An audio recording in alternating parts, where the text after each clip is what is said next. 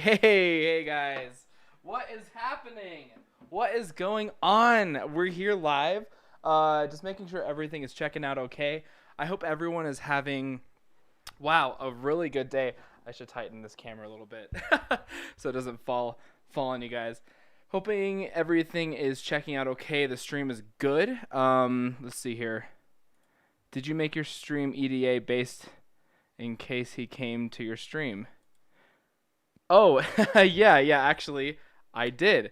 Shout out to Everyday Astronaut. He couldn't make it for the Starlink stream tonight, but I wanted to just kind of invite any newcomers to this channel. I'm Bradley with Mars Meditation, where together as a collective consciousness, we can become a multiplanetary civilization.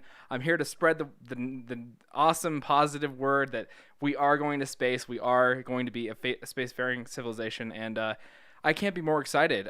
So yeah, I wanted to kind of play some Everyday Astronaut today because, I don't know, he just has some really, really chill music. I do a lot of studying and work to Everyday Astronaut's music, and I don't know, it's just really good stuff. It's going to lower the brightness here. But hey, man, we're chilling. Today we are going to see Starlink version 18, batch number 18. My internet is maybe going a little slow right now. Let me see if I can fix this right now. That sucks. Let me see. Anyways, we're here hanging out. Let's go through the pre-launch preview right now if you guys like. I'd like to explain everything that's going to happen tonight. This is a very routine launch that we are going to be seeing. It's something that SpaceX does pretty much. They do, I think last year they did maybe, I don't even know, maybe like 10 or 12 Starlink launches and lots of reuses for Starlink. So we are just, this is kind of a routine thing, but today is a very special day where SpaceX is going to be reusing a booster after just 27 days of turnaround. Shout out to the SpaceX recovery crew, the people who operate the drone ship that goes out to the ocean 500 kilometers downrange and catches the booster, as well as bringing the booster back, securing it with the octograbber, and doing all the operations to get the booster lifted up, legs folded back in, all of the checkouts done on the drone ship before they take a couple of cranes and lay it down on a truck, and then they ship that down to the Cape Canaveral Air Force Base, where they do all of their recovery operations in the horizontal hangar, the hangar facility for SpaceX, depending on where that booster is going to fly next. So that could be LC-39A or Slick 40. So again, shout out to the SpaceX recovery crew, because they are just cutting corners. They are constantly coming up with ways to reduce the time of reusing a booster, and that's the goal. And obviously Starship is going to solve all of those problems for better or for worse. There's going to be lots of different I guess aspects of Starship that are going to be really different from Falcon 9, and Everyday Astronaut actually did a really good video on the difference between Falcon 9 and Starship. Starship is really supposed to hopefully have a turnaround time of about 1 hour or so, and launch about 3 times a day or what have you. I mean, the limitations are limitless. And with Falcon 9 right now, there's a whole process to get it after landing to back on the pad.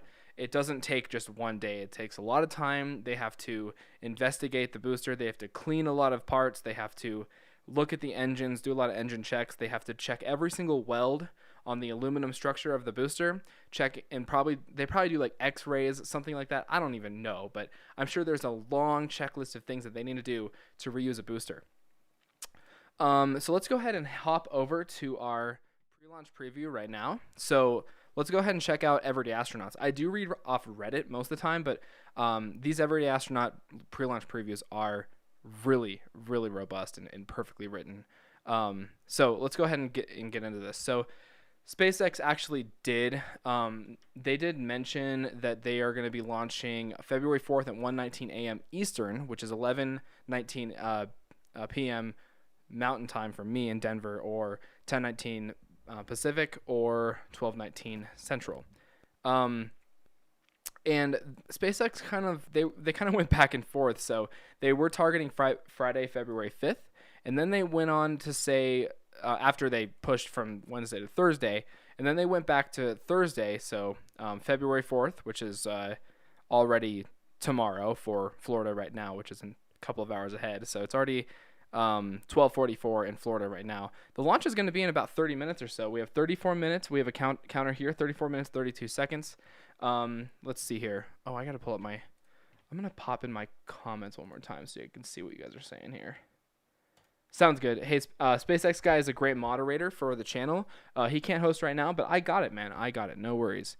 So let's get into kind of the details of today's launch. Again, this is the 19th Starlink mission. This is I guess the what did I say in my description? 20th batch. Hold on.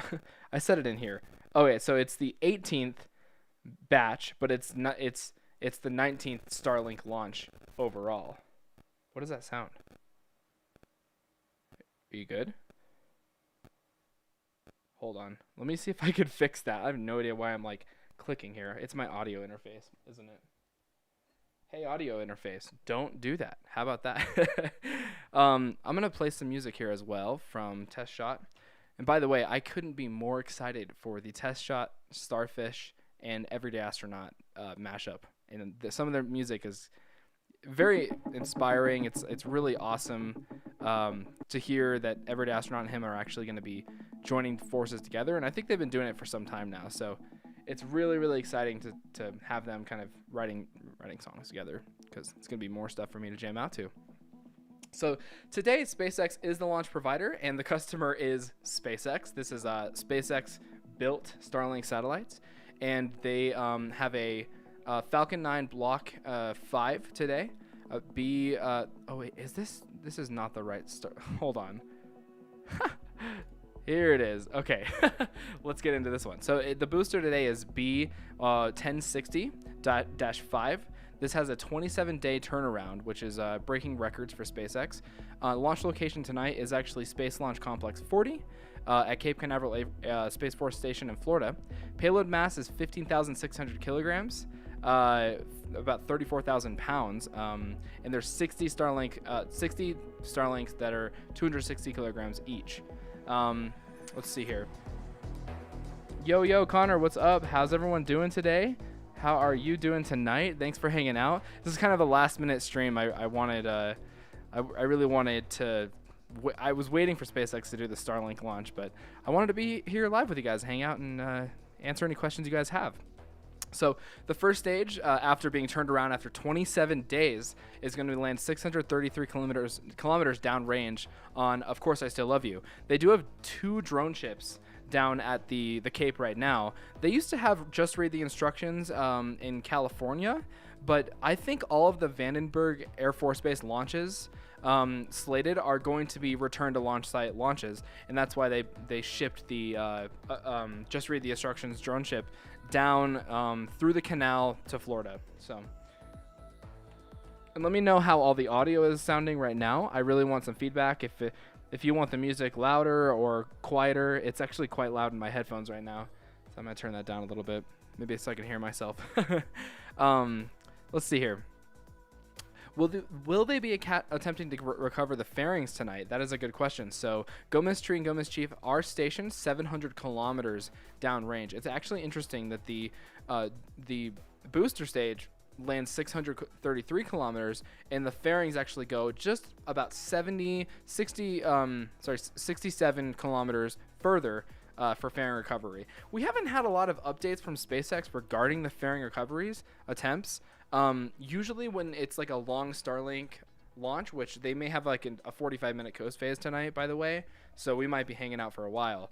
But they haven't really been showing us any video footage or Twitter posts on fairing recovery, which makes me believe that fairing recovery is a bit harder than they expected, to catch them on those those I don't know if they're drone ships, but I think they're automated ships. I don't think they're actually crewed. That's why they're kind of figuring out the software to track where the fairing is falling from the paraglider, and getting, you know, and getting right under it, so that when the fairing drops down, well, obviously here are the fairings here. So when the fairing actually comes off of the second stage and the Starlink satellites are exposed to space, these fairings start to fall kind of in their normal configuration. So that's the way it's perfect the way they're shaped, honestly, because they'll automatically use this side of the, I guess this not leeward side, the non-leeward side. I don't even know what that's called, honestly. But they'll use that side to drill through the atmosphere. All the plasma, like we've seen videos of fairings coming through and all the plasma coming up on top of them, and they really get, you know, toasty like marshmallows. And then they deploy parachutes, paraglider parachutes, and use RCS to control, you know, its direction and stuff. So the fairings surprisingly do have reaction control systems in it.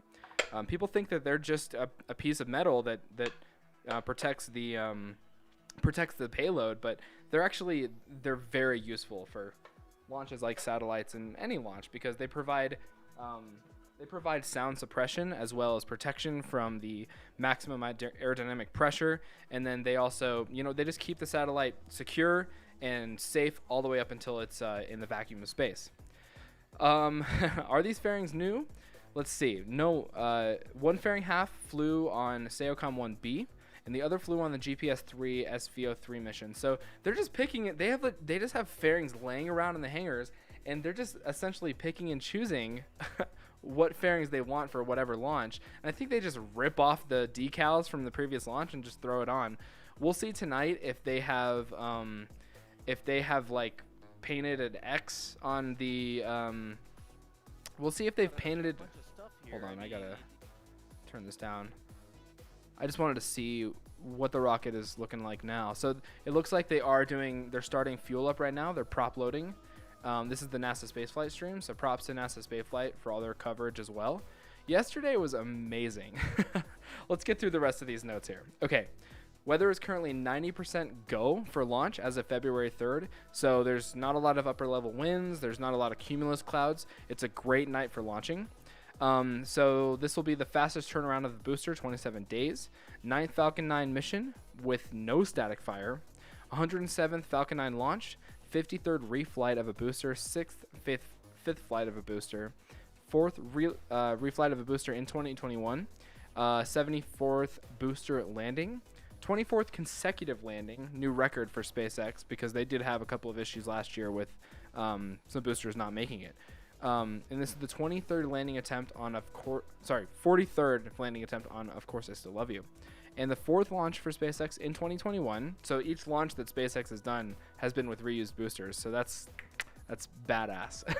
And this is the first SpaceX launch on February 4th. I don't know why they would say that. That's interesting. 64th, it's like obvious. It's not like they're doing like several launches a day. And this is the 64th SpaceX launch from Slick 40.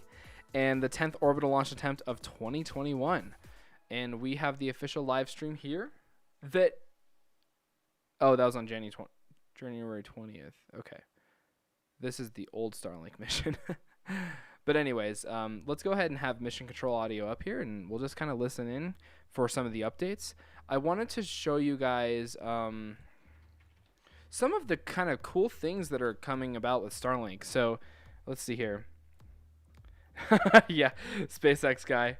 I wouldn't stream the NSF coverage. Yeah, they can clap you pretty hard if you're streaming their stuff, and you really can't stream their stuff without crediting them or getting permission, right? You have to get permission in order to stream anything, really. Like, I'm checking out some of the space channels out there. Like, for example, there's this channel called Space News Pod, and he got exclusive access to stream Starship on a streaming camera provided by S Padre, because he obviously emailed them and made, jump through all the hoops to make that happen, and he can now stream Starship from his channel. Like, that's something I'd like to do, because I don't have the money or network to buy cameras and stream downlink from that camera in Boca Chica. I've never even been to freaking Boca Chica. So like that would be cool for my channel to have a 24/7 live stream. But hey man, I had a great time streaming that SN9 launch yesterday. I hope you guys were kind of able to watch my reaction video that I posted earlier today. I freaked out when SN9 did that 45-degree landing burn. It was just unreal. It was crazy, guys. So let's see here. So we're seeing a lot of people. Let's get into some of the Starlink development. So I checked today. If you've signed up for the Starlink Better Than Nothing beta, go to Starlink.com. If you haven't, please go to Starlink.com and put your address in, create an account, and they will email you when Starlink is available in your longitude and latitude area. They're currently going kind of from north, the upper latitudes down. So places like Iowa and Maine and Montana, they're actually starting to get invites for buying Starlink, the receiver and the service. So people are getting the invites, which is really, really cool. I couldn't be more excited for that. So yeah, a lot of people notified via email when service becomes available in your area, and this is definitely me. Every day I'm just like, please come, please come. People are just kind of putting it on tripods out in the field. Excuse me. People are kind of going up in trees and putting them on top of a tree, because you can have an Ethernet cable as long as you want, Ethernet power.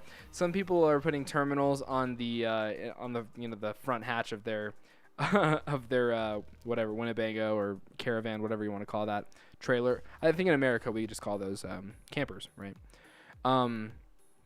Let's see here. Starlink, I don't know. Let's just look at some of the speeds that have been kind of coming through here. So a lot of people are, wow, a lot of order confirmed. That's so badass. Look at this. People are just boasting about this right now. Wait, what is this? Is this a meme? Patiently waiting for Dishy at 4535. Nice. So Starlink is reporting good ping, really good down and upload speeds. Let's see here. So daily average of 109 milliseconds of, is that ping right there? Let's see here. What are they looking at here? Packet loss. That's cool. That's awesome. Here's a good speed test right here. So download, hold on. Oh, this is a comparison. HughesSat versus Starlink. What is this? I have no idea what I'm looking at here. Is this? That's not Starlink. That's definitely not it. Hold on. Cause I thought Starlink was going to about 100 down in about 20 up. Let's see here. So cool though. People are just making Dishy its own little character and personality. Ping 52. Hold on. Let's see here. From 1 megabyte per second to 128 megabytes per second with temporary install at ground level, we can stream movies, play my video game update to minutes instead of a week. That's really cool. That's really awesome to hear. Here's a guy installing Starlink at the kind of roof of his house on a, looks like a boom there. That's really cool. Here's a great picture. So speed test on his roof, 165 download megabytes per second, upload around 1720. And a ping of 37 milliseconds. That's really, really fast for only having 961 satellites in orbit. It just blows my mind. It blows my mind that they have speeds this fast. And Everyday Astronaut is, you know, he's really, he just ordered his. He's in Iowa, so he's in the latitude, and he obviously signed up for beta. I asked him if he had if he kind of like talked to SpaceX under the table and made it happen, but it seems like that's not the case. He was just on the nothing but beta list, and then that's it. Honestly, he just got the invite. So yeah, Starlink is a very promising internet satellite internet company, and people are patiently waiting. But it seems like, I would say mid 2021. We're going to have we're gonna have Starlink in production, and people around the area, around the world, are gonna be able to get this thing for pretty expensive. I'm actually waiting for it to go. I'm waiting for it to go live globally and drop the price down a little bit. I'd love for the price to drop because it's a little expensive right now, but the speeds right now and the cost of that compared to the cost of like my Xfinity here at the house that constantly crashes my stream. I currently have good connection right now, so I'm happy that that's what's up. Anyways, how you guys doing right now? If you guys are new to the stream, definitely feel free to subscribe. Please comment. Oh, this is not what I wanted to show. This is it. Let's fix my window really quick. Please comment when this video is published. Please, you know, share this video, subscribe, like. All of that helps a lot. Oh, we just got to call out stage 2 locks complete, or stage 1 locks load complete right now. Pretty cool. Cool. Awesome. So we're just listening in right now for some of the updates from SpaceX. I don't know. How you guys doing? Are you guys excited for this launch tonight? I think this is just going to be a pretty routine launch for the most part. So we'll see how it goes. Yesterday's coverage of the SN9 flight was just bonkers. I have 2 words for you guys. Landing chill. If you guys want, I'm actually down to watch that one more time. Because that launch, we have time too. So we have 15 minutes before SpaceX supposedly goes live. And then, yeah, so let's actually check this out again, because it was just so much fun watching this thing. I'll kill the music for now, and we can watch what happened. And I have some extra comments. Connor, if you're here and you haven't seen this flight yet, let's let's educate you on what happened, bro. It was insane. It was absolutely bonkers watching this thing go. Cool. So SpaceX went live 5 minutes before the launch, and we were on the Lab Padre stream, the live 24/7 kind of like community stream, watching this thing filled up. And at this point, it was doing this thing that we call tri-venting, which is the 3 Raptor engines. They're actually chilling themselves with liquid oxygen and liquid methane to prepare for its pre-burner and ignition, which is obviously like pre-burner is when the turbo pumps start up, and then the turbo pumps throw all that that mixture, the high pressure mixture, into the combustion chamber, where the engine throws out the thrust from the methane and oxygen actually combusting. So yeah, really intense stuff. So what we were seeing here was SN10 sitting here getting ready for its pressure testing and static fires, because SpaceX was impatient because the FAA was taking forever to get SN9 off the pad. Yeah, bro, it did blow up indeed, but it was spectacular. And you know what? I just wanted to say, like, I keep telling people, like, this was amazing. This was great. Everyone's excited. Everyone's clapping because this is like really, really good progress for SpaceX. The fact that it blew up isn't necessarily an indicator of this program failing. It's actually a good indicator of this program continuing forward and getting the data that they need in order to continuously turn around these Starship second stages, and then obviously in the future the booster heavy first stage. And then once they get all the data to, let's see here, John Innsbrucker. Once they get the vehicle, am I getting some I get some stream issues right now. Let me know if the stream stopped. I think it might have stopped. Yeah. This might happen a couple times, and I apologize about that. Let me see here. I think stream is healthy, but it's just not that great. I'm sorry again. I'll wait for this to refresh.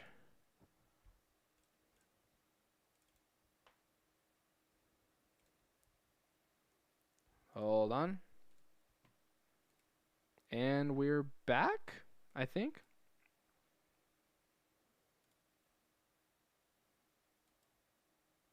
Now, if SLS blew up, yeah, exactly. It'd be a different story.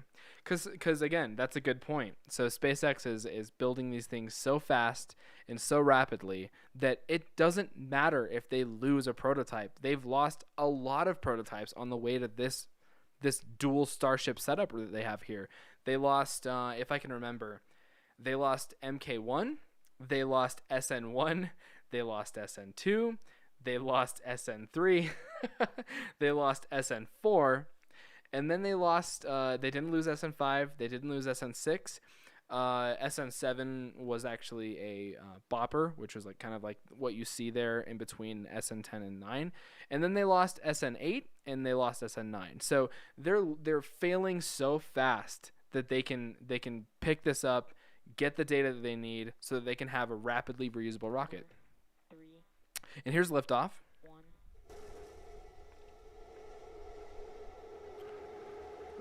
And you guys let me know in the chat if SpaceX goes live. We'll watch this 6-minute launch together. So camera downlink actually went down quite a lot for this launch. Engine cam, all that stuff. Like they weren't having the best luck with getting cameras, the signal down.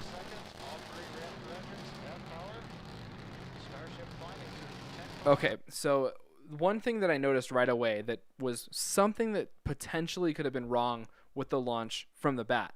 So one of these engines next to engine 49 was flaming up quite a bit, and I think that that's just cleaning material that you were using, like hydrogen peroxide or something like that, that was actually burning off as the engine was firing. But you notice that there's actually a lot of smoke under here, and that is a bit different from SN8.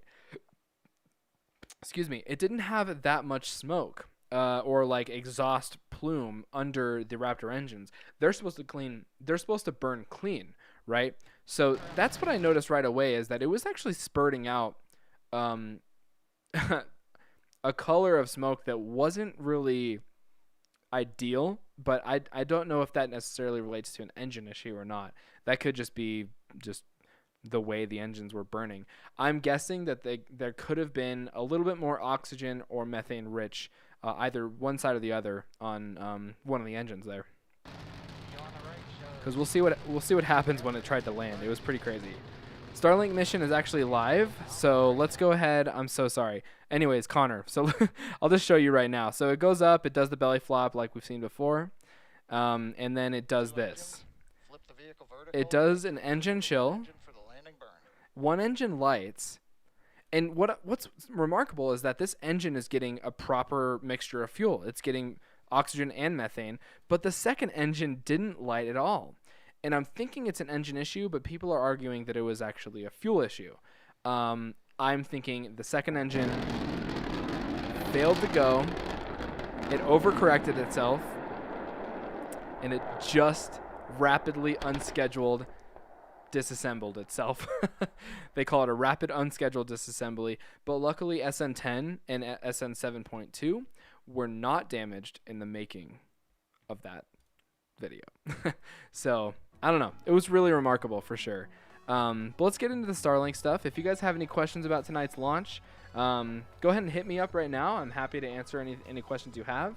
Yeah, I don't know, I'm happy to hang out with you guys tonight. I think they're gonna have a pretty long coast phase, so I'll be hanging out answering any questions you guys have for that coast phase. 2 viewers, please like this video, subscribe, and share this link to any friends or on Twitter, and we should be rolling. I got a good amount of subs today, so I know that landing is intense, huh? It was pretty crazy, but they'll get it. They'll get it. I know they will. 10, 9, 8. Side booster ignition. 6, 5, 4, 3, 2, 1.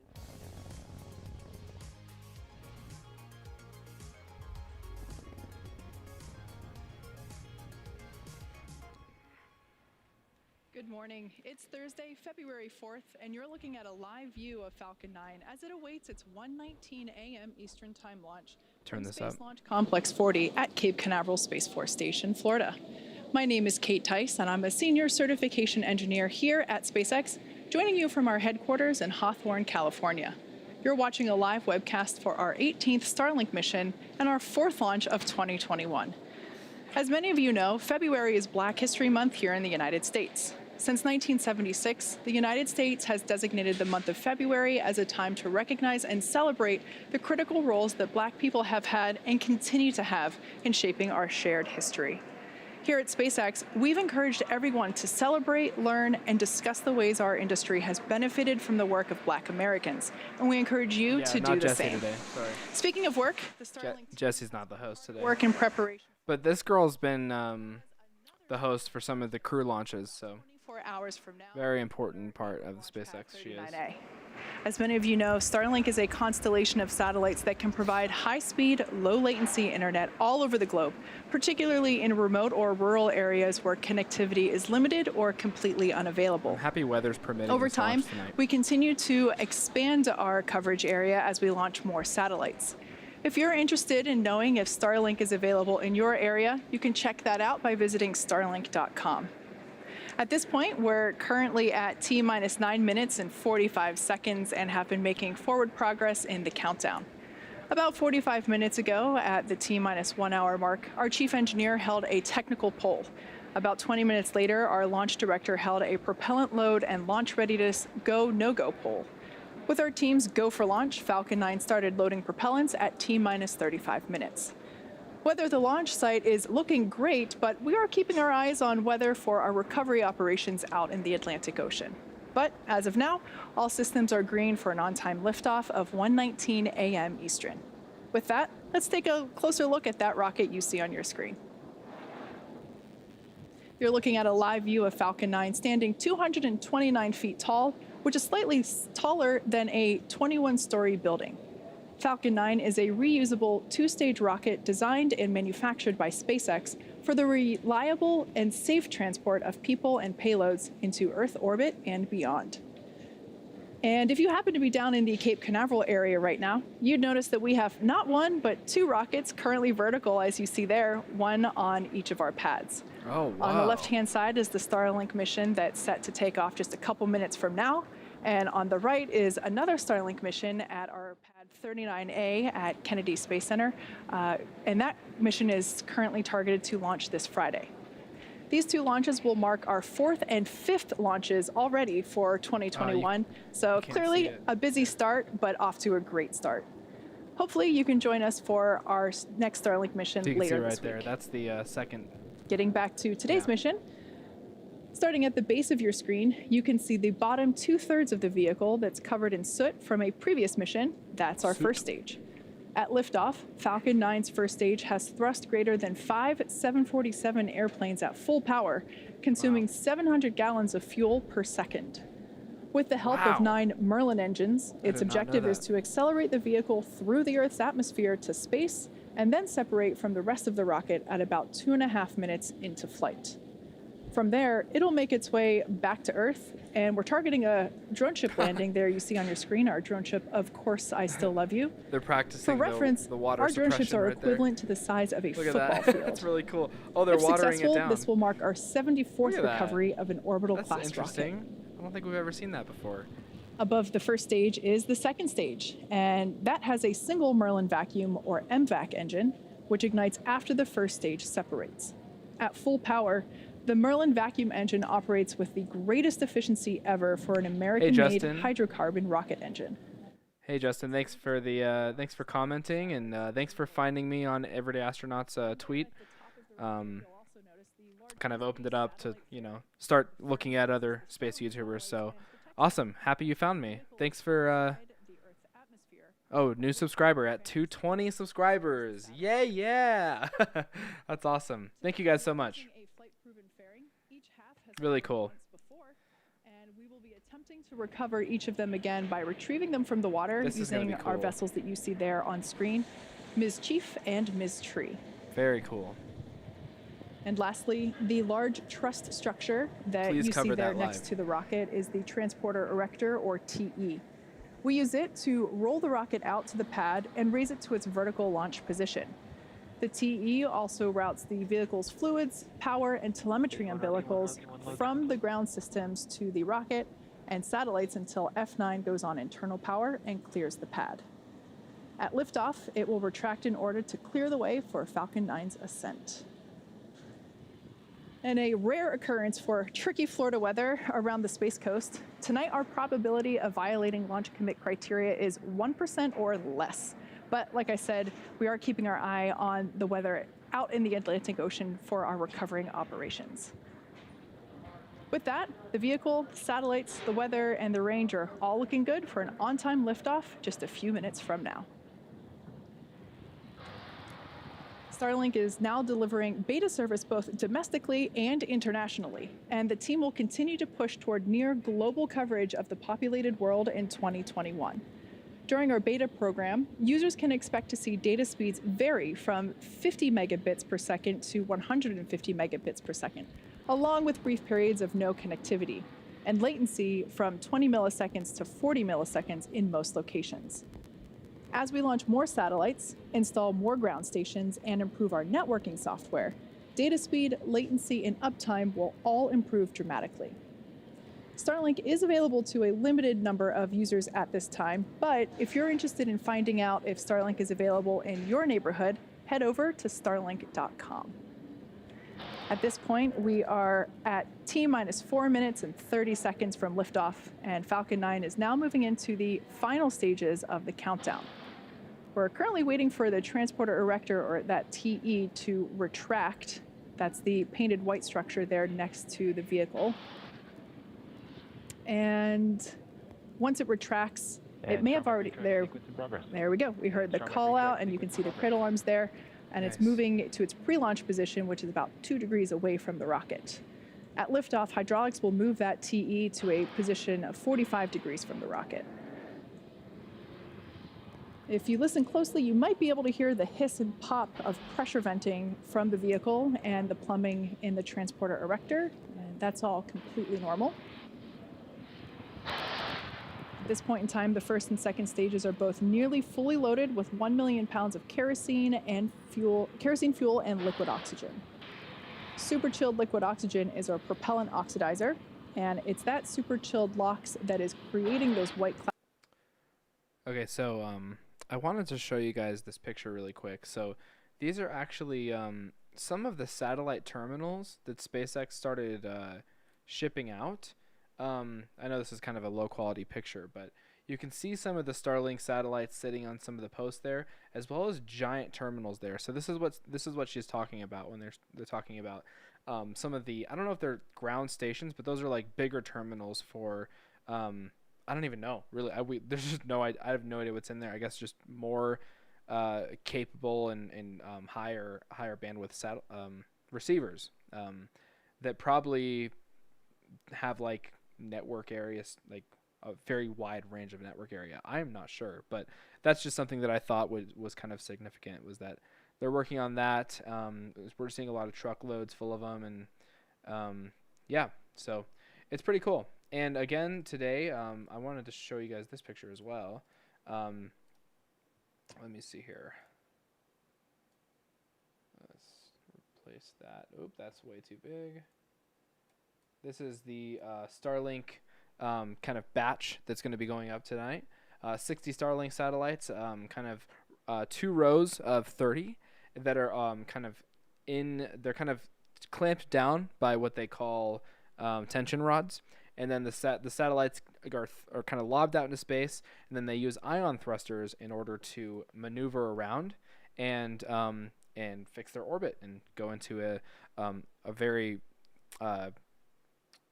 not ecliptic, but they if there's 60 of them in one orbit, they kind of use their ion thrusters to go out and spread out across the Earth to cover the whole globe just by 60 of them. All right, audio. Is just Stage 2 LOX load complete. Oh, there we heard the call. Stage 2 LOX Final load confirmation complete. for that Stage 2 LOX load. And the white cloud there is just the leftover liquid oxygen in the load lines there That's cool. in the That's the transport ground station erector, in Wisconsin, you say. vaporizing as they come into contact with the ambient air. It'd be really cool to see some of that stuff here in Colorado where I live. Falcon 9 will be in startup, and the first and second stages will begin to pressurize for launch. All right. I think I should put on my Boring Company hat. I don't have a SpaceX hat yet. I need to Falcon 9's in startup. There we heard the call out. Falcon 9 is in startup. I need more SpaceX onboard merch. flight computers have taken over the launch countdown. All right. T-minus 45 seconds. I'll just go for launch. T-minus 45 seconds. There we heard it. Our final go for launch today. At this point in time, Go for launch. we are Good. green for today's launch. And I was right about the fairings. They totally painted over the fairings or just ripped off the decals. T-minus 30 seconds. And again, what we're seeing, oh, you know what that is? The mission control is up. I got to turn that off. Okay, 30 seconds. And what we're seeing on the side of the rocket is actually super chilled liquid oxygen and rocket grade kerosene on the side of the rocket aluminum body. 9, 8, 7, reacting 6, with the humid 5, Florida air. 4, 3, 2, So it's not smoke, it's 1, just 0. Ignition super chilled stuff. and liftoff.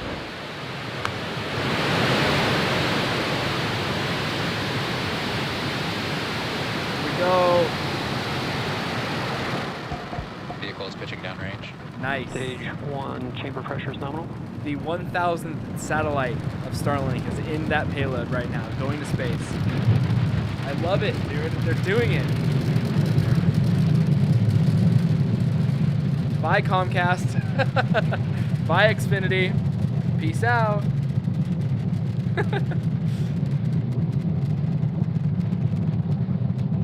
There we see Falcon 9 has successfully lifted off from Cape Canaveral Space Force Station, carrying our stack of Starlink satellites into orbit. There we just heard that telemetry are all nominal. We're going to throttle the engines down in preparation for max Q. And this is the largest structural load that the vehicle will see during ascent, so slowing the vehicle down a little helps during that short period. Max Q coming up in a couple of seconds. It's a yeet right there, baby. That's a thick ass boy, bruh. We're going to call out for max Q. Now, in about a minute, the next 3 events will be happening back to back. No. First, we have main engine cutoff for MECO, and that's where all 9 of the M1D engines that are currently firing will shut down. And this will help slow the vehicle down in preparation for stage separation, which is event number 2. Stage 1 is following a nominal trajectory. And as the name suggests, stage SEP is where the first and second stages will separate from each other. And the first stage will start to make its way back down to Earth for landing on our drone ship, while second stage continues its journey with the third event, SES-1, or Second Engine Start 1. That was easy. The MVAC engine will light up and begin to propel the second stage along with those Starlink satellites to orbit. And that main engine cutoff event is happening soon. Taking place in about 10 seconds. I noticed no onboard cams because it's so dark outside. I'm sure they have them on for just reporting reasons, but they're not showing the onboard cameras. But you're seeing the main engines spread out because the atmosphere is getting thinner and thinner. There's cutoff. Main engine cutoff. Stage separation confirmed. Bam. Just lob that thing out. Nice. Yep, and you can see Florida in the background. That's beautiful. It's a great shot. All right, all 3 of those events happening in quick succession prior to MVAC ignition there that you see. Caught a glimpse of, and on the left-hand side of your screen, you can see the Space Coast illuminated by the night lights. Hey! That's an awesome shot. There as we see the grid fins beginning their Is that new? With stage 1 and stage 2 now up at the same time? So everything looking great there. Is that new? Because I don't think they've done that before. Suck. Yeah. People commenting on my sound verbal call out, and there on your screen separation. you can see. Trajectories. That is actually, I think, Right, I'll have to great news check a all around. previous SpaceX launch, but I don't think they've done stage 1 and stage 2 telemetry on left and right sides like that. They've always done whatever the payload is on, they'll switch the staging and they'll start showing telemetry Saw for your that. screen there as This is the cool. Space Let's see what happens with stage 1 with the reentry burn. How much they cut the speed down. coming back down and making a landing. And in order to do so, it'll be executing 2 burns in order to make that drone ship landing. The first burn is the entry burn, where 3 of the M1D engines will reignite. This will help to slow the stage down as it re-enters the upper part of the Earth's atmosphere. Oh yeah? Well, screw you The guys. second I'm going burn home. is the landing burn, and that is a Acquisition of signal, Bermuda. single engine burn where we will reignite the second engine, and that will help bring the vehicle speed down rapidly in order to make a soft landing on our drone ship. Of course, I still love you. I should do a meme video of Falcon 9 Everything landing. continues to look great there. Trajectory looking nominal for second stage. Sonic boom. That'd be funny. Bright white glow coming from that I MVAC love nozzle. space memes. Yeah, guys, I've been meaning. I was gonna do space meme review tonight, but SpaceX announced they were launching, so I'm doing this review tonight. I don't know.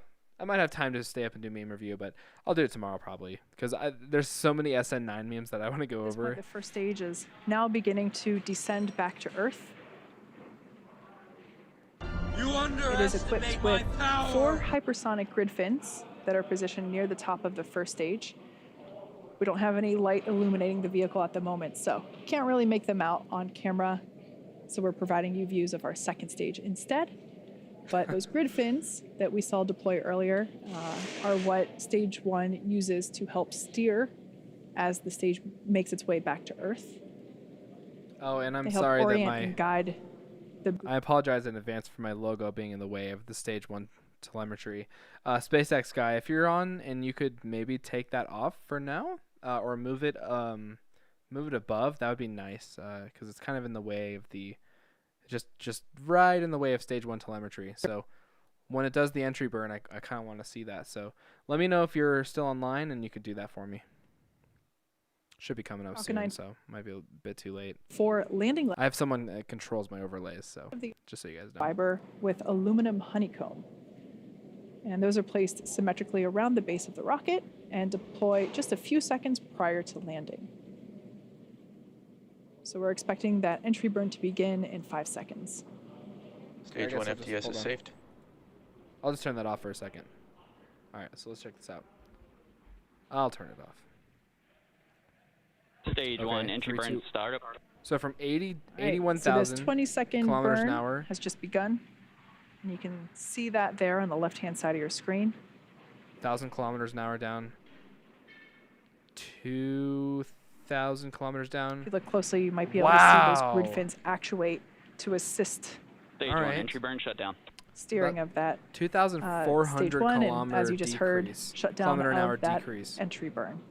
at That is the 20 first Vehicles of continue to follow nominal trajectories. that is the first of 2 burns About that 35 first stage kilometers will they do that. perform today. Good news there that That's so cool. See, they didn't do the stage 1 telemetry, so that's so good to know. So here's the booster slowly slowing down. So 42, 41, as it re-enters into the thicker parts of the atmosphere, it actually goes slower, which is surprising. instead of a land landing or return to launch site And landing, it is doing it quickly, there's only too. 2 burns, Wow, burns that is required so for cool to see. this landing attempt as opposed to 3 No worries. because the first stage follows an arc.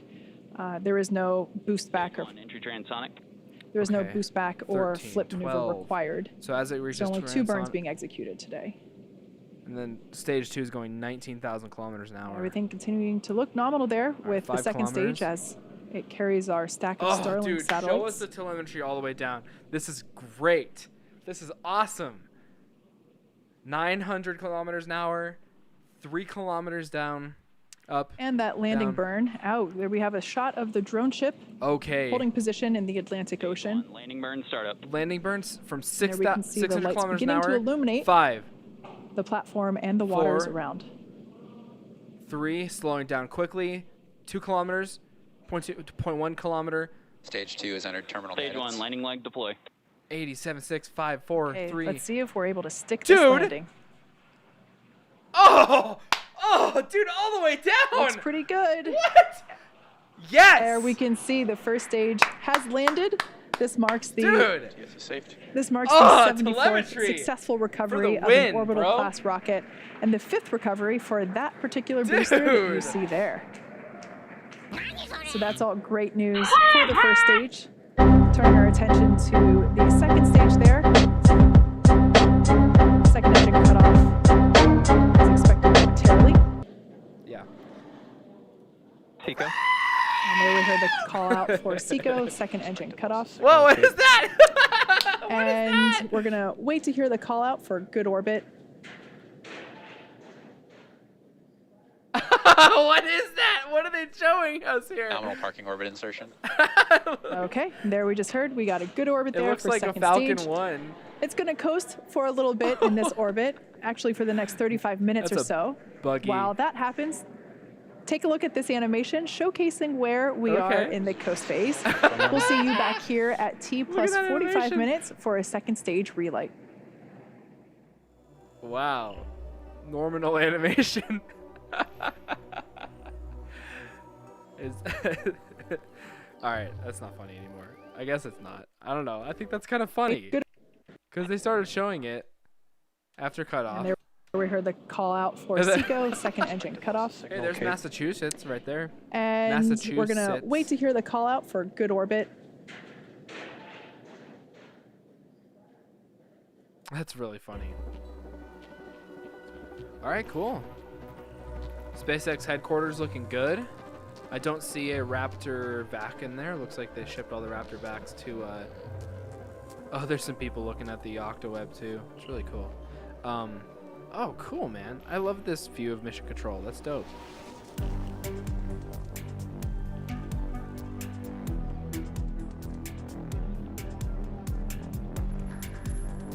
Cool, man. Awesome. So, what do you guys think? How do you guys think that? Good night, guys, or good night, SpaceX guy. All good. I'll be up checking out this launch till the end of the night, and we're hanging out answering questions for you guys. That made me laugh, dude. That was funny. What do you guys think of that landing? That was really cool. I think looking at the telemetry all the way down was very, very unique. I liked that a lot. I like that. Dude, do I have any Garth Brooks sound bites? Dude, that would make my night if I had Garth Brooks sound bites. I really like that. And I like that. I like that. Yes! Yes! I have a Garth Brooks sound bite. I like that. Oh, I'm saving this. I like that. I like that. I like that. Too much fun. I like that. It's so fun. Oh, man. I like that. Okay. Yeah, I don't know. I have so many weird sound bites. They're fun though, right? I don't know. Maybe they're just annoying. Okay, cool. So we're in a coast phase for a good amount of time. That looked like a very, very successful recovery, or booster landing. Wow, it's interesting what you can see from this view of Hawthorne. My best guess is there's a lot of just like inventory here. You know, this is where they build most of the stuff, so I don't even know what I'm looking at here, but I know that one of these rooms is the oh, look, they have this all not taped off, but they have it all separated so that they can't have crowds or anything. It's not, they don't even invite crowds into the facility anymore for launches post COVID. So but it's cool. Like they have their vacuum testing facility here. This is where they build Dragons. This is where they build Merlins. This is where they build rockets. I mean, it's just where they build everything. So this is a really cool place, and it was really cool that Tim Dodd got to interview Jim Bridenstine in this room. That's a very unique experience for sure. So cool. Yeah. So maintaining speed at 27 kilometers an hour, altitude of 181 kilometers, which is a good parking orbit altitude for stage 2. And then they will do a quick second engine startup to put it into its intended orbit, and then they will launch these they will deploy these satellites out, and that'll be it. We'll wait back and see if they have caught the fairings. I don't know if they're going to show that, but they're showing a lot more on this live stream than we've seen before. So, yeah, I don't know. I don't know. Cool. So 31 people watching SpaceX, 3 people watching my stream, 4 people now. It's really cool. Well, it is what it is.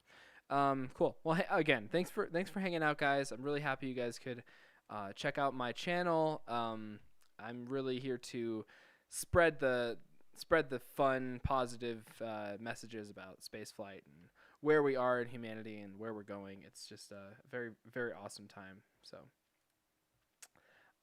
yeah, that landing though was great. That landing looked really solid. It's so routine at this moment, right? So, yeah. Let's see here. So let's go ahead and get into this.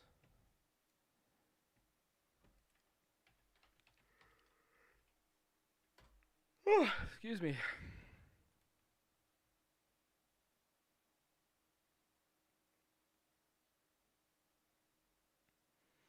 I wanted to look at some of let's look at the hot memes. Hot memes. All right, so these are let's actually go through these and you know what? I'm going to copy. We're going to do some meme reviewing together cuz I need to copy these and kind of put them in a document here for Space Meme Review 7. So Space Meme Review 7 is going to be coming out shortly. I'm going to be put this in here. I'm going to be checking out some of these memes tonight, kind of compiling them together. Obviously, this meme review will be titled, Rest in Peace, Rest in Pieces, Starship SN9, the best Starship memes for Space Meme Review 7. And I don't know, we have a fun episode coming up here. So stay tuned, subscribe, and like, and share with your friends if you like this content, and if you like funny memes, because I will review that. So. Okay, cool. So I'm just checking some things here. Cool. Cool, man. Fun little Falcon 9 launch tonight. That's what we like to see. Let's go ahead and go into this view here. Yeah, that's what we need.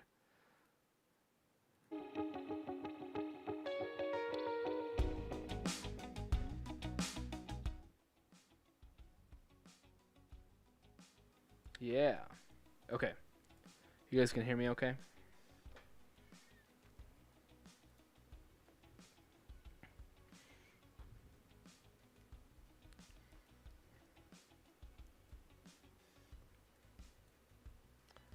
I'm just getting my kind of setup here.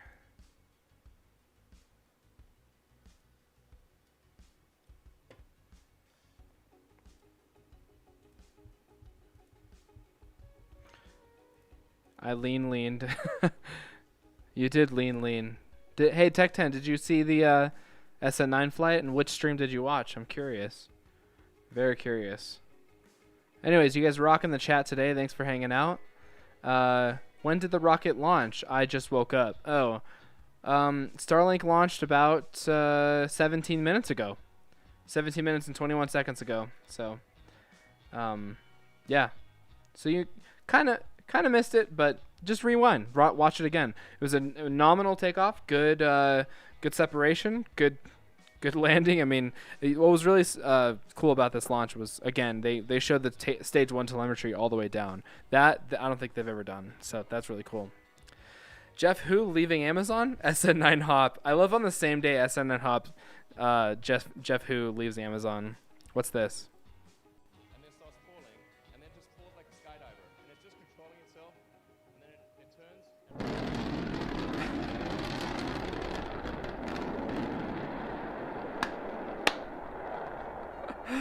Oh, that's nominal. That's a good one. It just turns and then it just lands like that. What is this? Tim for the last month. Good morning, sunshine. That's funny. Someone drops a fork in the background during SpaceX Falcon 9 webcast. New, the FAA opens up an investigation into SpaceX Falcon 9 launch mishap. Yeah. Pretty accurate. FAA on the case.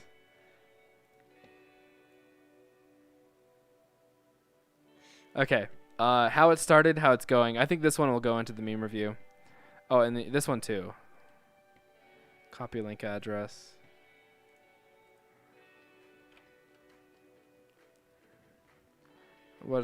This is a great one. I had fun with this one. Copy link address.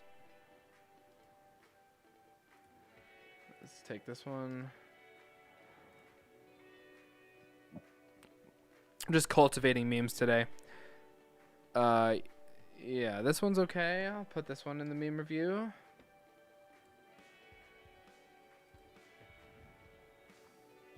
Oh.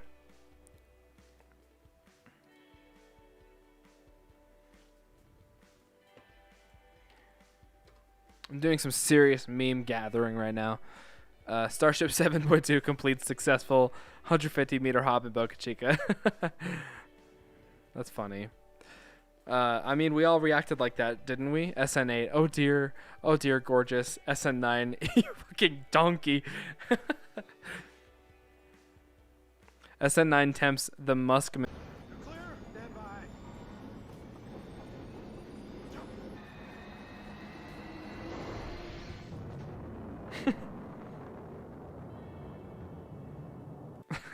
Pretty cool. And here's the nominal meme right here. Good night, SN9. Welcome to heaven. All these fallen soldiers here, and now starships are just being thrown in. I love it, dude. So much fun. Oh yeah, this one will go in. This one's going in the meme review for sure. Okay, what else we got? Yeah, this one can't. This one was on my last video. I put this in the thumbnail. Oop.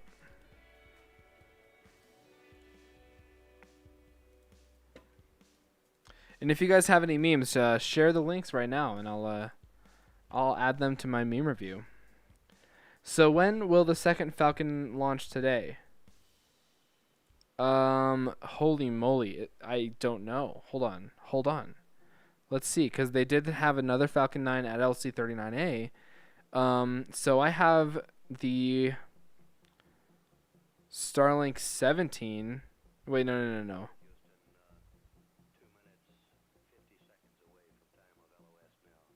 I don't know. Hold on.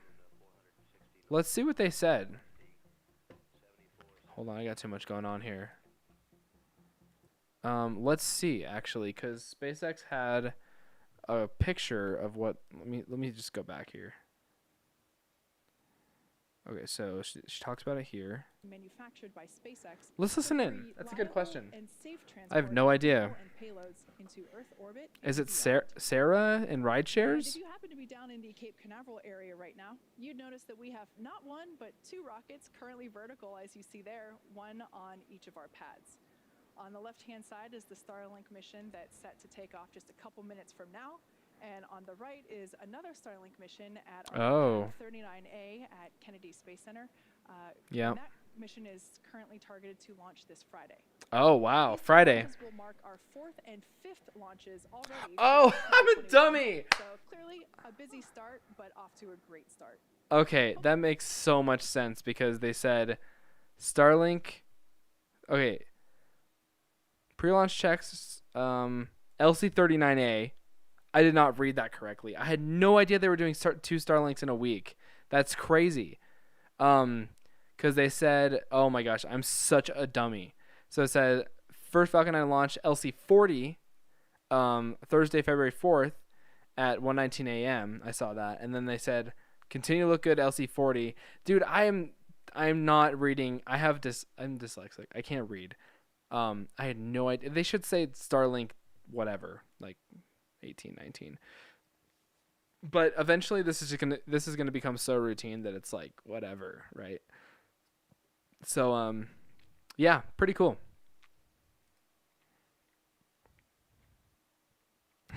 Can't go engine rich if you don't ignite the engine. Michael Jackson landing. SN8, SN9, SN10. Hold my beer. SN8 and SN9 both crash on landing. SN10.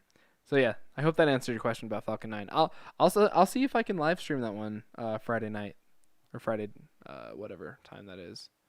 What were they looking at? 5:14 a.m. Oh, that's the one that's at like 3 a.m. Maybe not. I don't know. I'll think about it. Okay. Well, we got another 20 minutes here before the SES, and then a very long time before deployment. So I don't know. If you guys have any questions for me, let's keep chatting here. Small brain Mars meditation. Yeah. I'm very small brain tonight for sure. I'm def small brain.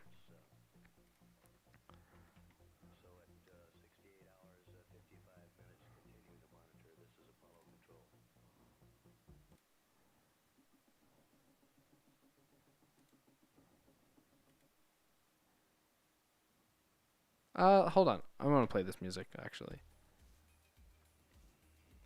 They got that dope music tonight.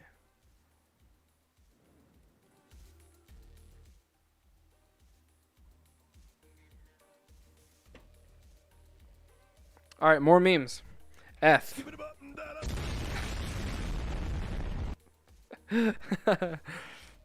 I'm a scat man. At least we got some cool shots. Hell yeah, I'm feeling good about this. That was me the other day. The Locks King. What is this? What are you doing, my son? Succeeding you, father.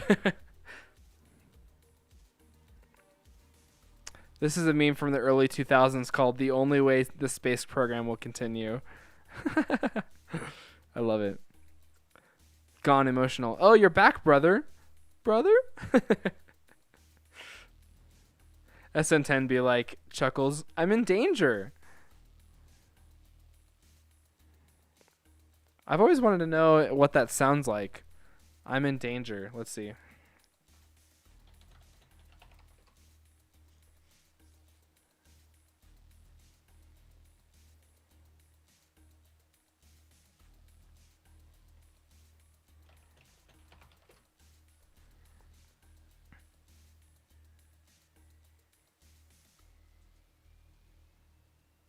Here it is. Wow. I'm kidding.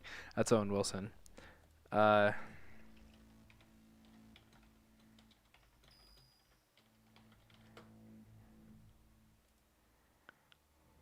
what's going on, guys? It's Duke on here. This meme was requested like by the Family Guy, where the family. Where's the video for it? I just want to see the kid saying it.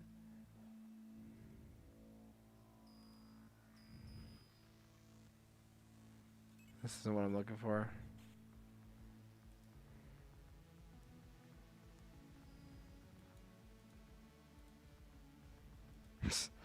I don't even know.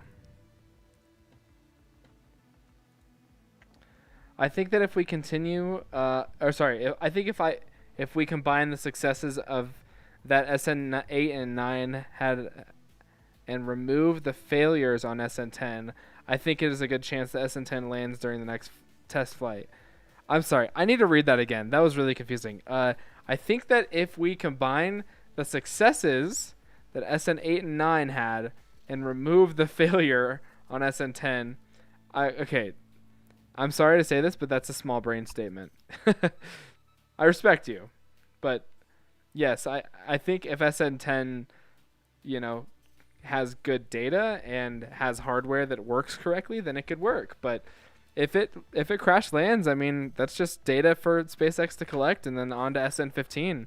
Maybe they need SN15. Maybe they need a lighter vehicle, I don't know. I'm thinking that SN10 has a pretty good chance of landing. But again, we haven't seen a Starship do like a hover slam, right? It may be able to hover a little bit, but it just needs to flip and stay oriented and then keep those engines lit for the landing burn. The margins are crazy on that because it has header tanks with little amounts of fuel, well, just enough fuel to land. And then it has to flip and keep those engines on all the way till all the way to where it zeroes out its velocity. It's just like nobody has seen this before. And I keep talking to people. Like my dad was like, oh, so they blew up their rockets. So like, how are they going to do it more? How are they going to do more rockets? Like they're just wasting their money. I'm like, no, this is so important to get to Mars. This is the most important thing that SpaceX could be doing, is failing by succeeding. Succeeding by failing, sorry. The entire comment was too long for YouTube. Yeah, it's all good. I understand what you said. Bo Sanders, nice channel, subscribed. Thank you for the subscription. Why didn't you get a meme explosion? That's kind of weird. You're supposed to get a meme explosion on my stream elements. But anyways, I appreciate the subscription today. Thank you so much for checking out the channel, and I'm happy you're enjoying it. All right, let's keep going through some memes, my friends. Mission Control face cam.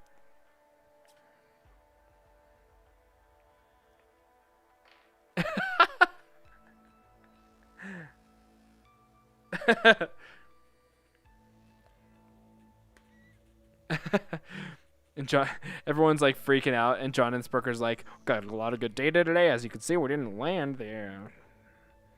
This was a test. Oh, copyright strike. Damn it, Jeff.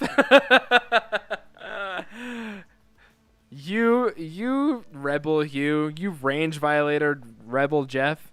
We did it, guys. #1 on trending yesterday. Starship SN9 high altitude test flight. I love it. F thread for SN9, 151 Fs. Look at you guys. Look at all you guys. You guys are awesome. Look at all these space fans just putting up their deepest respects. They're paying the most respects for SN9. Some things never change. This is a good one. Oh, I forgot to well, I'll save some of these later. F.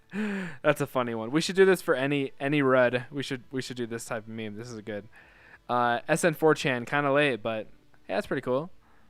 Everyone, John and Sprucker was hosting SN9 explosion. Yes, that was totally me yesterday when John and Sprucker started talking. I was like, Daddy, Daddy's talking. SN10 next. I will tell you this, brother. The memes will only get danker. Yeah. Hell yeah, babe. Dude, that's what's up. SN10 knows it. I would tell you this, brother. The memes will only get danker. SN8 showed that our subsonic belly flop works, but the touchdown was a bit more explodey than we wanted. Today we see if SN9 can make it all the way to a soft landing. Watch live now. Well, that landing was not soft. Yes, the floor here is made out of floor. God, these memes are killing me today. SpaceX, lean. Wonder what these comments are. I don't know. That's funny. You know what? Hold on. For you, Mr. Bostianders, I wanted to give you a meme explosion because I don't think you got it. So here's your subscriber meme explosion. There you are. I know that's not your name, but that's for you. That's for you, friend. And thank you. And thank you for your subscription, kind sir. You get a meme explosion. You get a meme explosion. Everybody, feel free, if you're joining for the first time, I do have a Discord if you'd like to join my Discord. We have a good community talking about space and Tesla and memes pretty much all day, every day. Let's see here. Why didn't I get a notification that you subscribed? I don't know. It's interesting. Please subscribe to my YouTube channel if you're joining for the first time. Thank you guys for hanging out. And there is a pre-launch preview of Starlink-18 right here. Everyday Astronauts pre-launch previews. If you'd like to check that out, please read up on that. If you'd like to read up on Starship, go ahead and read up on Starship. And if you want to know who Elon Musk is, my stream bot will tell you right now. Let's see here. What else am I? Let's throw out commands. if you guys want to throw out some commands yourself, go ahead and throw some commands out. And let's go ahead and ask 8-Ball, is me fat? And 8-Ball will say,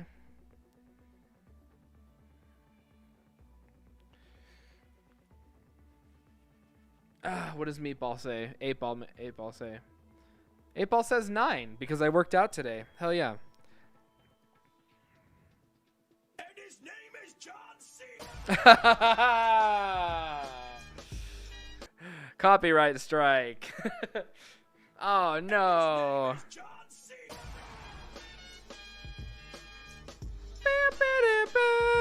Whatever. Music stops. Record scratches. Now you're probably wondering how I got here. Yeah, some of the SN9 memes were just killing it. Like SN9.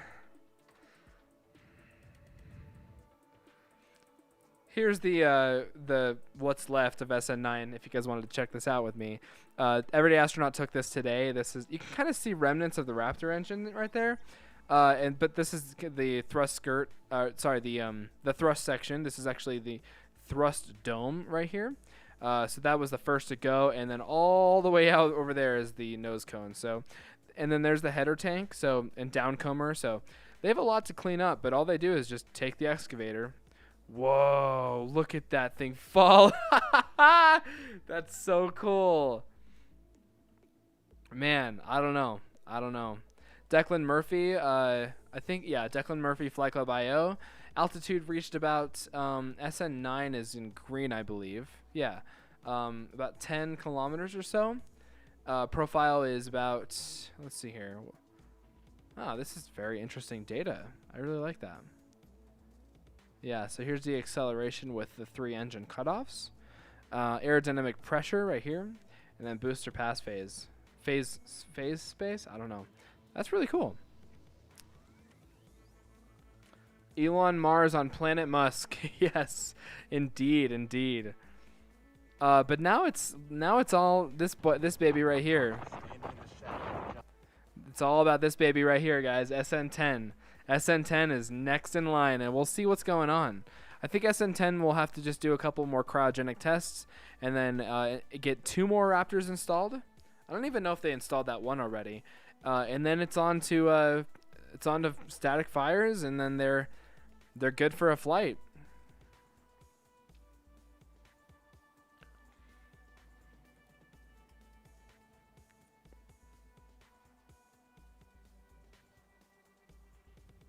Oh. SN9 or SN8, bro. SN9, bro. Oh, that's funny. Let me say that right. SN9, bro. SN8, bro.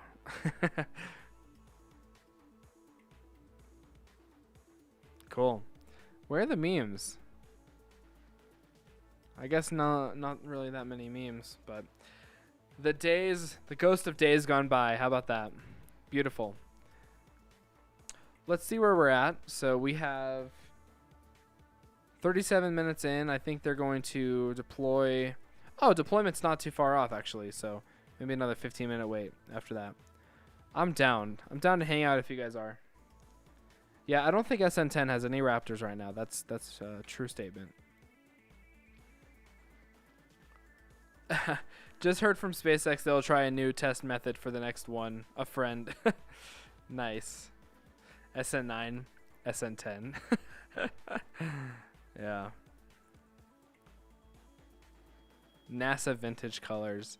You need to design this t-shirt, say yes.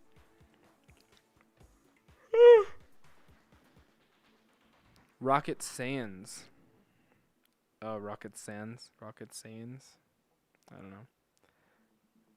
SN10. When hop? That's funny. Daddy is with us. You were the chosen one. It was said you'd perfect the landing, not even do worse. I can't even talk right now. It was said you'd perfect the landing, not do even worse. You were the chosen one.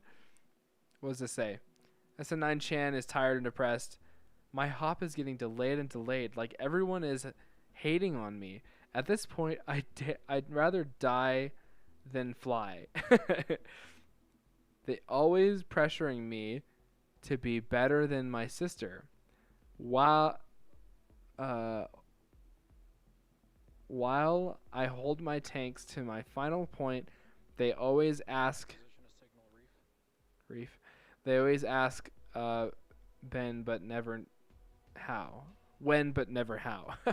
I can't even talk. This is kind of weird handwriting. I just want to die now. No one is going to miss me anyways. They even got a new girl already on the pad. I just hope my FTS works today. Jeez. That's dark. Final moment of SN9. Back to the VAB, I guess. F9. SN9 did not land, so here we come again. When hot.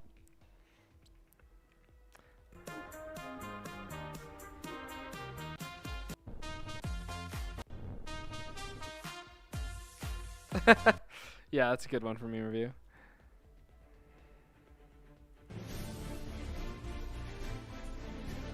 I'm gonna get copyright like crazy. Master Race has always given me copyright. Wait, no, that isn't a pool? Belly flop. Oh, wait, no, that isn't a pool. Belly flop. First SN9 memorial has been built. That's funny. FAA, a legal test of nuclear weapons. Yeah. Elon rocking the Everyday Astronaut Aerospike tee. I did watch this full interview just today, actually. The Sandy Murno interview. It's actually really interesting. They talked a lot about Tesla manufacturing processes. Andy who? And so we go from one of the business world's most colorful figures running one of the most largest companies to Andy Jassy. Andy who? Andy Jassy, the current head of Amazon's cloud computing arm, AWS, and from the summer, the most powerful CEOs on the planet. Andy Jassy. Andy who? I think what's going to happen with Jeff is like possibly Jeff Bezos is going to be spending a lot of his time on Blue Origin. Maybe. It's possible. It's possible that Jeff Bezos spends time on Blue Origin. What do you think? I think he might be I don't know. I mean, he needs practice in that. He kind of figured out the e-commerce world, so why doesn't he truly become a Blue Origin CEO and you know, figure things out and get things going so he can start, because Amazon's figured out, you know, all he needs to do is get the space part figured out so he can get OneWeb and different types of like delivery stuff in space, building space stations, getting New Glenn to fly and land. I mean, like, I don't know, this might be a pretty good thing. And Jeff Bezos, he's not. I'm playing with my incense burning thing. I don't know. Jeff Bezos has he's got a lot of potential, and now that he's spending less time with Amazon, I don't know. I'm just taking a brief guess right now of like what could possibly happen. So I don't know. SN9, she left this world the same way she came into it, leaning way too far on one side. Italic Starship. All right, 42 minutes in, and we are doing second engine start and then deployment coming up next. How it started, how it's going. Rocket go up, rocket float down, rocket go boom. SN10. This is fine. That one's great. I loved the meme when SN8, the SN8 was Raptor 42 was burning like that green color because it was literally eating itself alive. It was turning itself into soup, and like it would the green was actually the copper melting and coming out of the thrust the combustion chamber, and it was this meme, but the flames were green, and it said Raptor 42. This is fine. It's really cool. I don't know. Some of these memes are great. Rip SN9. Rest in peace, SN9. You did your duty. SN8. MK1, SN9. Yeah, these are for the fully built starships. I love it. SN10, you can do it. Looks like a failure to relight one engine.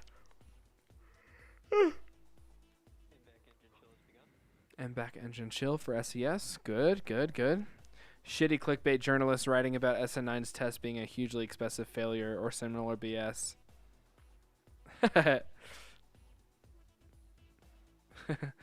Yeah, that's the problem, dude. Journalists are they're going to take it way too far. I think CNN wrote a pretty accurate article, though. They said the title was, I believe it was a SpaceX crash lands their rocket after a successful launch. Kind of clickbaity, kind of meh here and there, but for the most part, pretty good reporting. I read through it, and there was no fake news in there from what I understand. So I don't know. Do you guys think Starship keeps crashing because of DUIs? I saw SN9 got so very high until 420, then it had a rapid come down. I think it crashed because it got high on methane. Then it passed out so badly, and then it seemed to fall asleep horizontally. And when it eventually got a kick to wake up, it couldn't even stand up vertically and wobbled back and forth instead. And that SN8 guy before wasn't much better. It got very high on inhaling oxygen to the point it started puking all over itself instead of standing up straight. Do you guys think Starship has an addiction problem? Do we need to call the authorities, perhaps the guys at the FAA, and have an intervention? Let me know in the chat. All right, here we go, guys. I'm having fun tonight. Just over 45 minutes ago. We had an on-time liftoff, a great landing on our drone ship, of course I still love you, which was stationed out in the Atlantic Ocean. And there you can see on your screen, we have second stage. Right now, everything looks great there. We're awaiting the relight of that second stage, the event known as SES2, or Second Engine Start 2. And that'll be coming up momentarily at the 45-6-minute mark. It'll be a very short 1-second burn of our MVAC engine. Now, we are having a little bit of a connectivity issue with our ground station, so we might not be able to see SES2, but I think we'll be all right. You hear background noise. Our second shift in production here at our manufacturing headquarters in Hawthorne, California is finishing up for the evening, so oh, cool. get any background noise there. Second shift starts at what time? Second shift at 11 o'clock. Interesting. Because they're Pacific time. Second shift. Dude, SpaceX, the fact that they're 24-hour operation, it tells a lot about the company. With Starship, too. I mean, Just joining us, they don't coming up to stop. Second Engine Start 2, They just or don't. SES2. The second and final burn for our MVAC engine this morning. Okay. Again, thanks for joining. Hey, SFS Rocket Lab, thanks for hanging out. I was going to say thanks for everyone who joined the stream today. I'm hoping everyone had a good time with me. Lots of new people coming in, and just happy. All right. Like I said, that was just There a it is. 1-second burn. All right. We're going to hang out here for a moment until we hear confirmation that we're in a good orbit. I think deployment's in like 10 minutes, maybe. I'll wait. Anyways. Like I mentioned, that is the Nominal insertion orbit. Nominal insertion orbit. We heard that we've got a good orbit there. Expected loss of signal, reef. We have another 15-minute coast phase before we deploy this next batch of Starlink satellites into orbit. During this time, the spacecraft will start to spin along its central axis, and that'll give the Starlink satellites the momentum that they need to space themselves out over time after they deploy. While this happens, sit back and enjoy some more space tunes. We'll see you back here at T+1 hour in 4 minutes.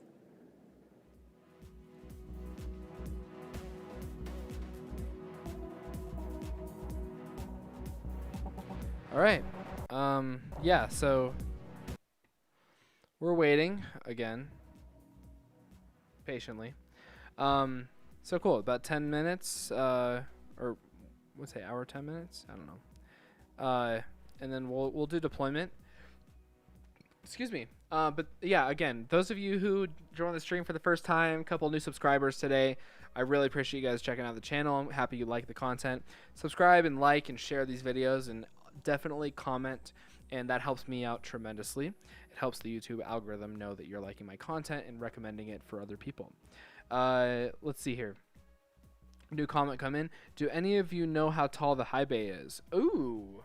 I can take a kind of good guess, but I don't know off the top of my head. I think that, so you see SN10, you saw SN9 and 10 in the high bay. Those stand at 160 feet. and they're about 3/4 the way up in the high bay. So I'd say the high bay is obviously over 200 feet tall, or I don't know how many meters that is.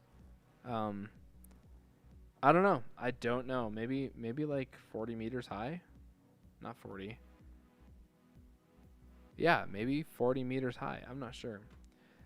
Back in 1 hour and 2 minutes. Oh, cool. Thank you. So yeah, so that's hour for about 12 minutes left here. We'll hang out. Yeah, I don't know. Should I Google that?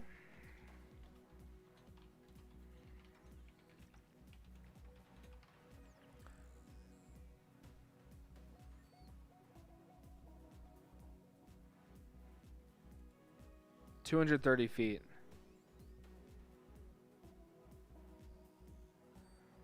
Okay, so sorry. The super heavy boosters will run 230 feet or 70 meters tall, where the high bay is going to be somewhere between, and we just don't know. We just don't know.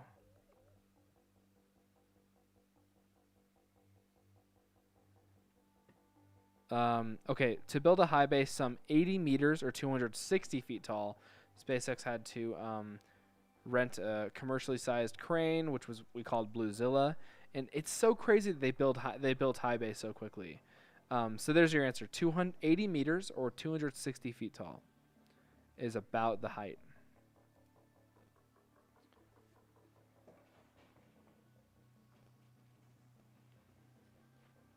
Yeah, I don't know. That's pretty crazy. High bay is ridiculously tall. So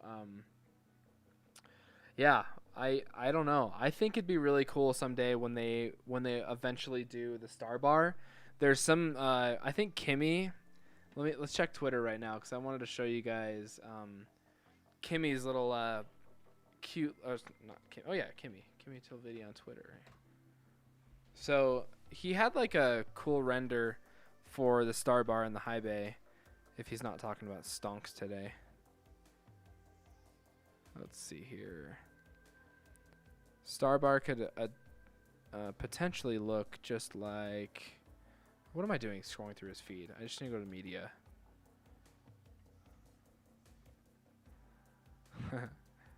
Look at this. Fly, my son.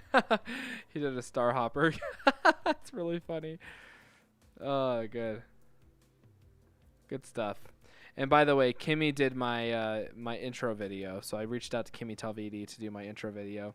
Here's high bay right here with potentially Star Bar on top, and this is what it potentially could look like inside of Star Bar. So, a nice little place, with a beautiful ocean view and a Raptor engine on the roof, or the ceiling, I should say. Dude, I mean, are you kidding me? Here's high bay right here. So I'm wrong. Yeah. So a super heavy standing 70 meters, and the high bay standing 80 meters is that's what we're looking at here. So Starship super heavy next to each other would be kind of interesting inside of the high bay. Looking at that. Thanks. Now I'll start building on it.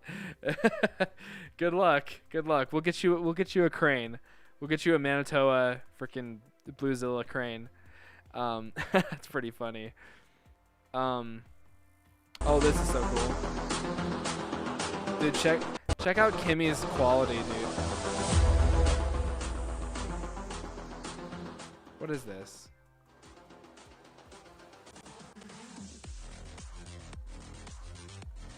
His little rave. I said rave tent with a starship. Where's the video, though? Rave tent, bruh. That's awesome. So cool. He does really cool stuff with like gimbaling and stuff like that. So when I talked to Kimmy before about my intro video, I said, "Hey Kimmy, I really like this." Oh cool, look, he did a... Oh, that's so dope. He did a vacuum. Oh, what a badass. This video he did a long time ago. Shoot, I don't even know where it is anymore. Let's see if I can find it. Oh, what's this?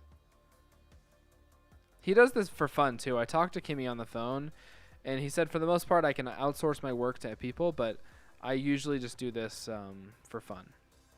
But he did my video, and it was inspired by this one right here.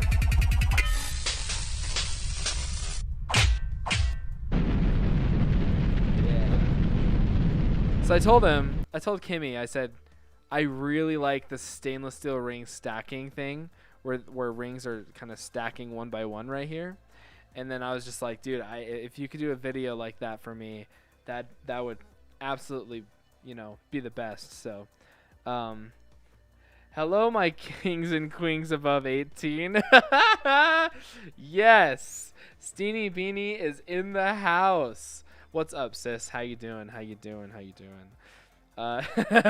If you guys don't know what that is, I really recommend you guys check out your mom's house, because you'll know it. He's the TikTok. The king is the TikTok king, and he's got his queens.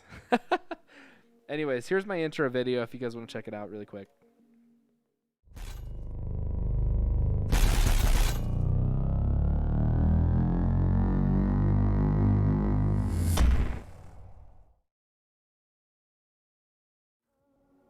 Yeah.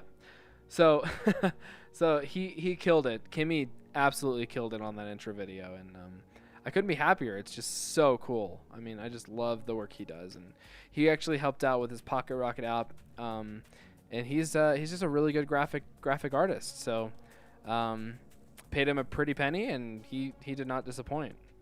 Where are we at here? So about 5 minutes left, and they will be deploying these satellites.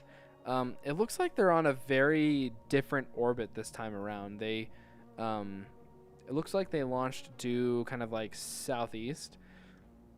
But yeah, they're probably going to be spinning this rocket around.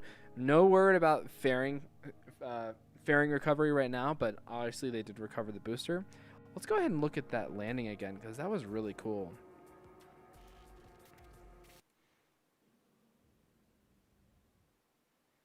Looks pretty good. Oops, hold on. I don't know. It was like kind of like, it was cool that they showed the telemetry all the way down. Stage 2 is entered. 150, 20, 12, 9, 8, 7, 6, 5, 4, and then 1. Okay, let's see if we're able to stick this landing. That's perfect, dude. Perfect landing. Looks pretty good. They There we absolutely can see killed the it. first stage So has this landed. rocket has landed for the This marks 6th time.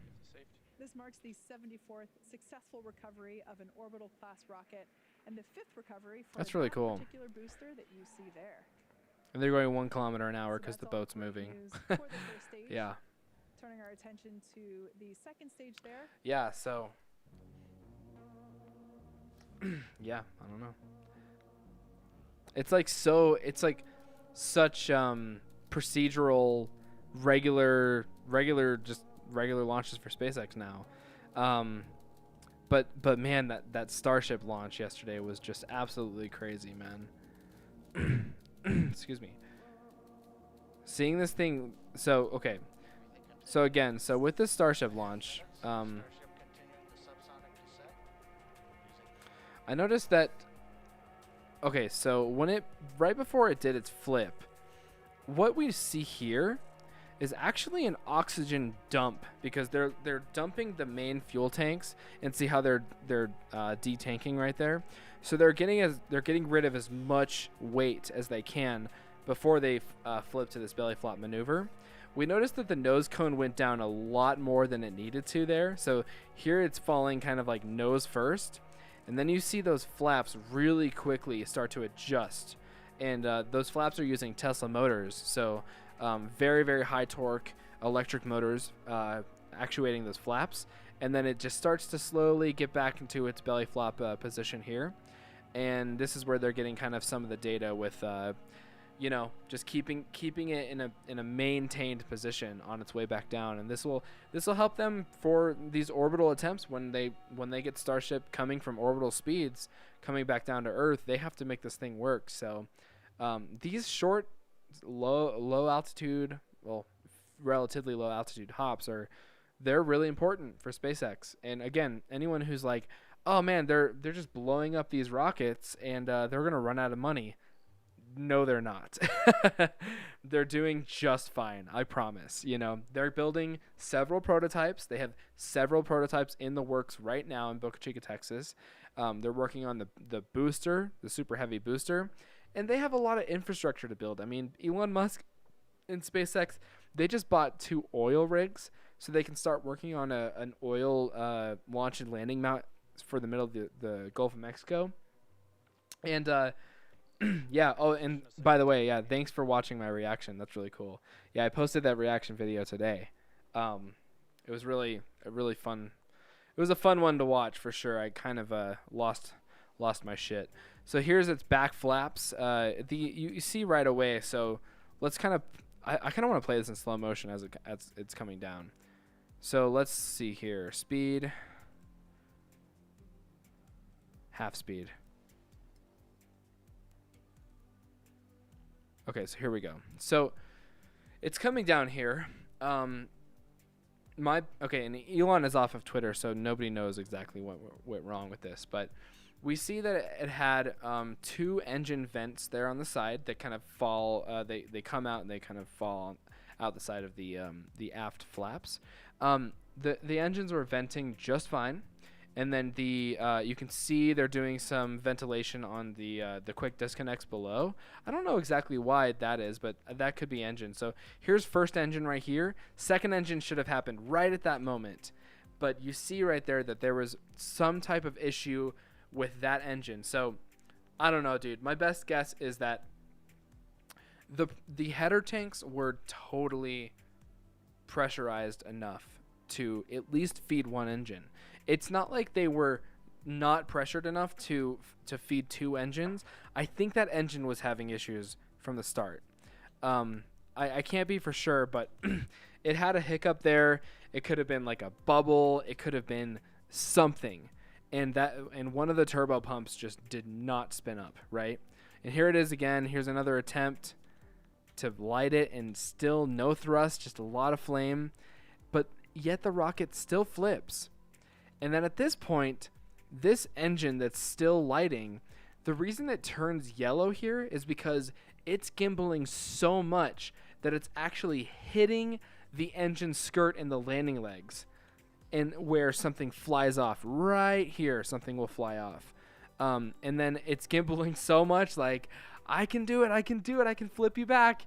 And then it just overcompensated, started falling straight on its belly, and then just came down right next to SN10, right next to 7.1 orbital launch mount, but right in the middle. I mean, it landed on the landing pad, which is probably another remarkable thing about SN8 and SN9 is that they landed on the landing pad, which is totally fine. Everything goes perfectly until this landing maneuver, and then it just became a nuclear bomb. So you can see some COPVs flying around, a lot of stainless steel rings being unzipped and thrown around. There's going to be a huge cleanup process going on here. So I don't know. We'll see how it goes, man. I think SN10 could definitely fly in the next couple of weeks. So I'm really excited for this. I'm really excited for the next flight. It's going to be pretty cool. And then, you know, I don't know, SN15. Oh, no. We got SN11 coming, don't we? SN11 has its nose cone, and it has flaps on the nose cone. It's all that SN11 is missing right now is its aft flaps. Not its forward flaps, its aft flaps.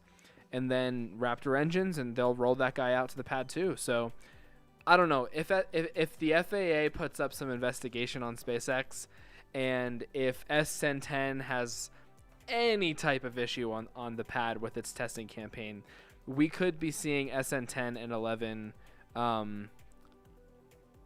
We could be seeing it potentially on pad B right next to SN10 if SN10 doesn't go sooner. So, but again, just a very beautiful launch yesterday. Things went just as perfect as planned. I think that the smoke under these engines here was not nominal. I think one of the engine was underperforming, especially with this fire going on right here, which we've seen before on a lot of the SN5 and SN6 flights. So I don't know, dude. We don't know. We don't know. So let's listen in for deployment and call it a night. I'm happy you guys were able to hang out today. And again, like this video, share this video, and comment. And I appreciate you guys hanging out. I got a lot of new subscribers today, and we're just getting it on, man. Getting it on, my queens above 18. Let me fix this.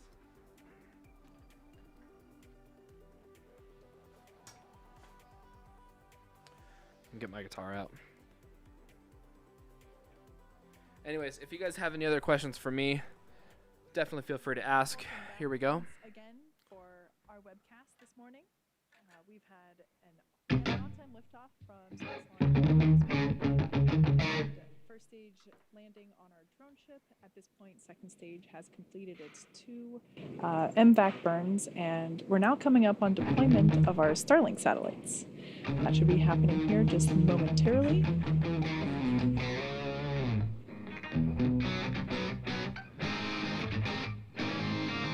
Looks like we may have lost our... Oh, there we go. There's the view back as we're going to be passing over Tasmania.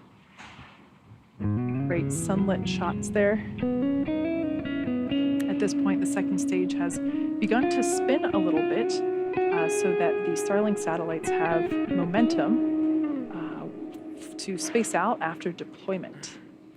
All right, so they're spinning it with some You can RCS actually on the see second that stage. spin if you look there on your screen. Yeah. Earth looks so beautiful right now.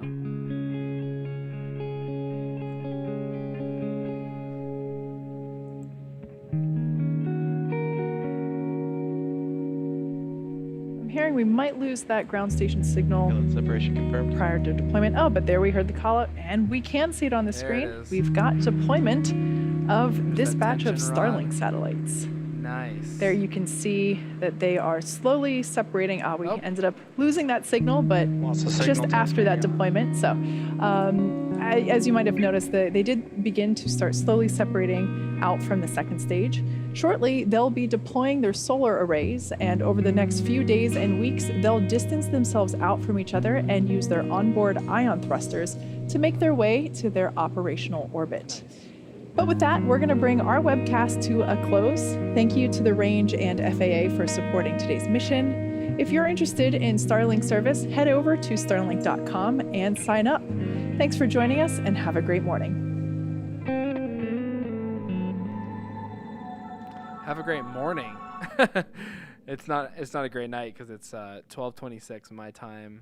In Florida, it's 2:26. So, all right. So we have a Starlink launch again on Friday. It's going to be 3 in the morning for me. So I don't believe that I'm going to be making that. But we'll see. We'll see how things go. We'll see if I can pull an all-nighter, right?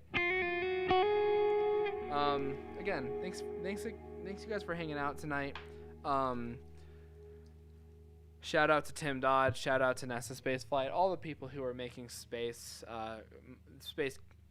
communication more prevalent and more available for all those people out there who just want to learn more every day. And I'm happy I can kind of be a part of that as well, and share what I know with you guys. So yeah, and this is Mars Meditation, where essentially as a collective human consciousness, we can become a multiplanetary civilization. And if we keep that mindset, we can solve all of our problems by going to space.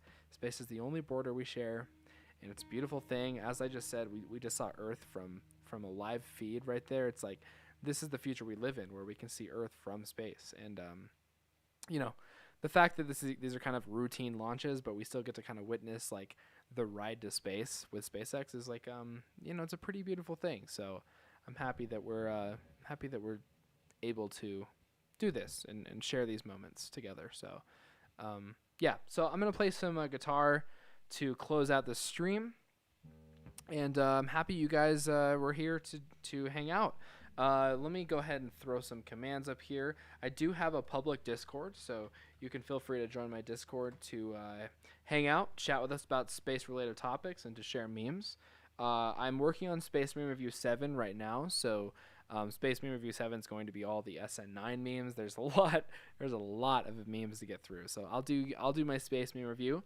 I have a Tesla Model Y review video coming out. I rented a Tesla Model Y for a full day, and I'm working on that video right now. It's going to be shot, well, it was shot in 4K Ultra HD, and I'm going to be exporting it in 4K. So it's going to be a pretty high quality video with a lot of great information on the Model Y, the do's and the don'ts, and the the autopilot features and everything about the car was just absolutely amazing. So I covered as much as I possibly could, got a lot of great footage of that, and a lot of cool pictures too. So that's the next video coming up. And then obviously more streams in the future. We're waiting on SN10 to go. We're waiting on future development in the Starship area, as well as some cool Falcon 9 launches this year. So as well as Rocket Lab, ULA. Perseverance is going to be landing in a couple months, so we're going to be streaming the Perseverance landing, making sure that's witnessing that live and seeing Perseverance touchdown on Mars is going to be a pretty cool thing. We have a commercial crew mission coming up this year that's going to be really cool, so I'm happy to kind of share that with you guys as well, and definitely going to stream that one. It's going to be really cool. Yeah, and then we also have Crew Splashdown happening sometime in March, so things are just there's a lot of events happening this year, and we gotta be excited together, right? We gotta spread the news, get people excited about space, let people know that we can solve our problems here down on Earth if we start opening up space to people and opening up space to our collective consciousness. We can become a multiplanetary civilization, and we will. We definitely will. I'm seeing it. It's making more sense every single day. So, all right. So let's play some music, and we'll call it. I'm happy again. You guys were really cool today in the chat. Please subscribe, like this video, and comment when this video is published, and we will be and that'll help me out tremendously. YouTube can only show my content to more people if it is shown to be a relevant video and is getting some of that traction. So if you guys like the video, share it and comment. That would help me out a great amount as I'm trying to grow this channel and get people excited about space flight and get people excited about futurism and everything going on in the world. It's just kind of want to spread the word. So if you guys are liking what you see, please consider subscribing. Yeah, that's about it for me tonight. So let's go ahead and jam this guy out, and you guys have a great rest of your night.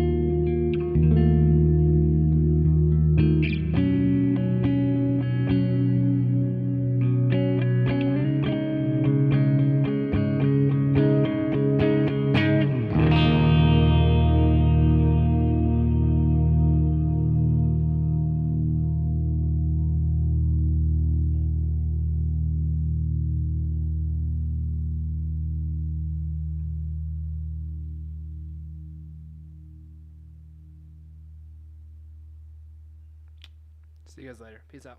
Have a good night.